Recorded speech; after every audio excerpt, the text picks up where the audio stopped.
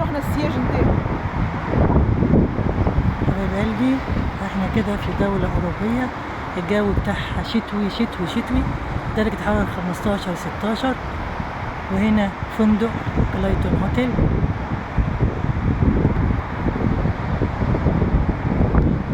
هنا مناظر طبيعية خلابة خلابة خلابة. هنا شلال هنا ولا ايه ده؟ مية كده جا شلال جميل جميل جميل.